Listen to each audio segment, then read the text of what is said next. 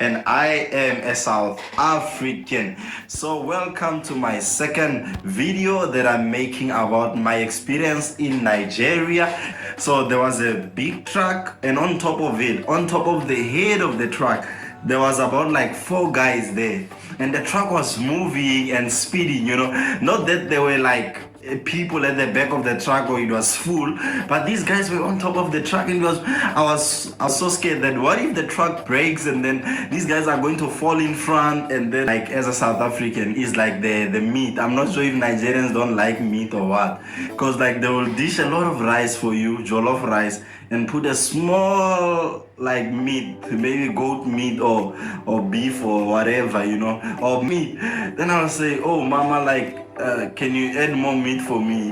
Then I will pay you, maybe say how much for meat, like to get extra meat. Maybe she'll say 50 naira or 100 naira, whatever. But for them, that's the safest place for them to sit on, and they are used to it. They are salty brother. We in Niger, we love meat so much. Like we love meat. Hello, you welcome to my channel. I'm your baby girl. You got a Nigerian. Hello guys, you welcome to my channel. I'm your girl. People like this lady, instead of you to You welcome to my channel. So this adorable. Hello, you welcome to my channel. If you are new here, my name is Çràźiesť. So a lovely South African brother has come out to share one of the craziest things that he ever saw in Nigeria, like craziest but funny that he saw in Nigeria the previous time he traveled to Nigeria. You guys know that I've shared his experience, like he shared his experience with us, the things that happened in Nigeria, how much it took him to travel to Nigeria, and all that, the food, the culture, and the people. So in this video is he shared few of the craziest things he saw in Nigeria that does not happen in South Africa.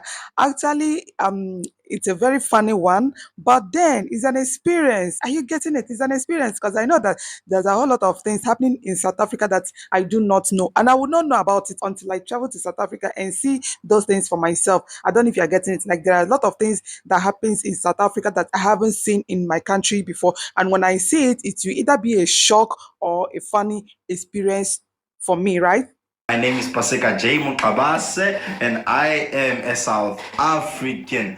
So welcome to my second video that I'm making about my experience in Nigeria. So today I'll be telling you guys about funny things I've experienced or saw in Nigeria as a South African, And the first thing that I would like to start about that was very funny to me that I saw in Nigeria was I saw these other guys on top of a moving truck, So there was a big truck, and on top of it, on top of the head of the truck, there was about like 4 guys there, and the truck was moving and speeding, not that they were like people at the back of the truck or it was full, but these guys were on top of the truck, and I was so scared that what if the truck breaks and then these guys are going to fall in front, and then maybe it's gonna just run over them.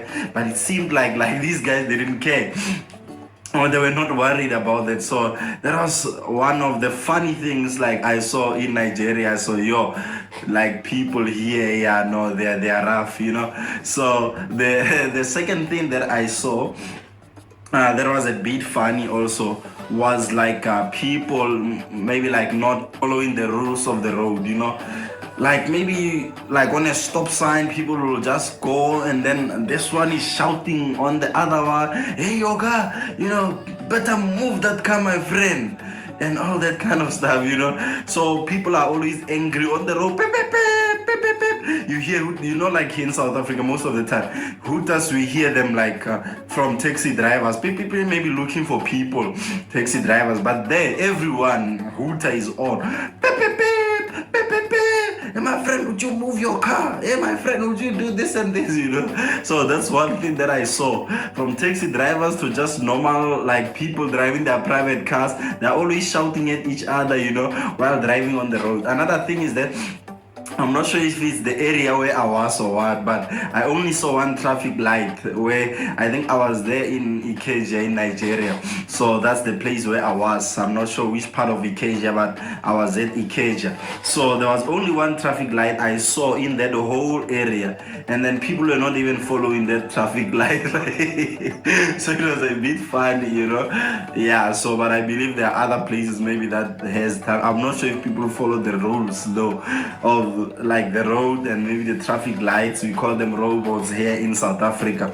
So that was another second thing that was very funny. Like, you know, just the rage, the road rage is on another level. People are shouting at each other, hooting on each other, you know, and all those kind of stuff. So the other thing I saw, you know, that was a bit funny, that like as a South African is like the meat. I'm not sure if Nigerians don't like meat or what, because like they will dish a lot of rice for you, jollof rice, and put a small like meat, maybe goat meat or beef or whatever, you know, or maybe beef skin, you know, something like that, a small meat. Then I'll say, oh mama, like can you add more meat for me?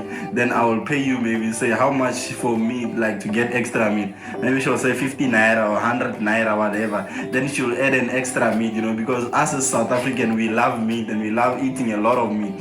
So the mama maybe I'll give her an extra 50, 100 naira, and then she'll put some extra meat. So even though it's two pieces, but it's still small. So yeah, I believe it's their culture. I'm not sure, yeah, if they don't like meat or what, you know.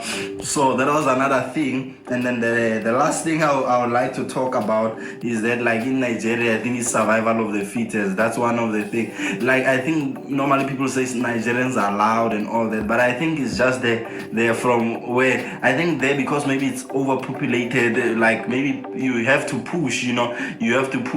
So it's like maybe you'll hear someone talk, oh God, move and what, you know, and then you'll think that maybe they are, but I think it's just they're from where I think there, because maybe it's overpopulated, like maybe you have to push, you know, you have to push. So it's like maybe you'll hear someone talk, oh God, move and what, you know, and then you'll think that maybe they are rude, but maybe it's just how things are. I think if you're not fit enough, you're not gonna survive, you know.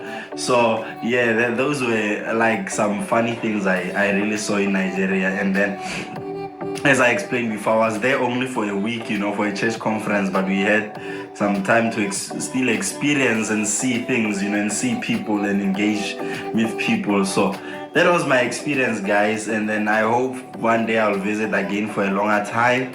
And in general, everything was good. Guys, that was actually funny. Like from the way he spoke about the track people, like the track guys that was sitting on top of the lorry. I think like from the way he sounded, he's like he hasn't seen such thing before. But for me, like I started seeing people like that. I started seeing such thing since my childhood. So for me, it's nothing. I don't know if you're getting it. For me, it's nothing. Like all these people that sells gravel and sand for building houses, like that's the way they normally say it when they pack their sand or their gravel. Should I even call them conductors or what? Like they sit on top of the gravel or on top of the lorry itself to go and deliver the gravel or the sand for building. So I've been seeing them. Like for me, it's nothing. But it's so funny that this South African, like, and it's good that he traveled anyway. It's good that he came to Nigeria for whatever program that he had, and he also had experience in Nigeria, like the things that he hasn't seen before, the things that he never knew that exist. I don't know if you're getting it. So all those things are nice. All those things are nice. So for me, I started seeing those people since my childhood, like since I was a kid.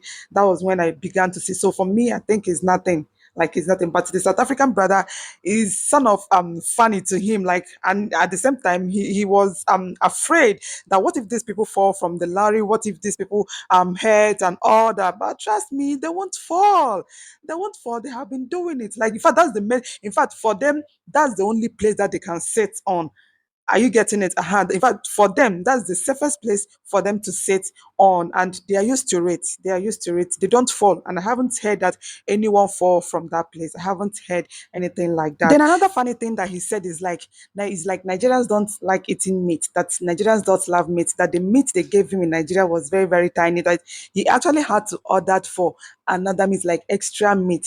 Salty brother, we in Niger, we love meat so much. Like we love meat. I don't know if you're getting it. By in Nigeria, like when they are cooking jollof rice, sometimes there's this thing we call dry meat. They will cut it into small pieces, fry it very well, then add it to the jollof rice. So it depends on your money. It depends on your money. Are you getting it? So if you want extra meat, if you want the very big meat, if you want pomo, if you want cow head, if you want those big meat, they will not tell you like how much it will cost you. That one you will pay. Are you getting it? But there is no way you eat your jollof rice without meat. Are you getting it? So normally they cut beef into small pieces, they fry it and mix it with the rice. That was exactly what he showed us there. Are you guys? So if you now want extra meat, your pocket go talk. Is your pocket that will now determine the kind of meat that you want to eat. Are you getting it?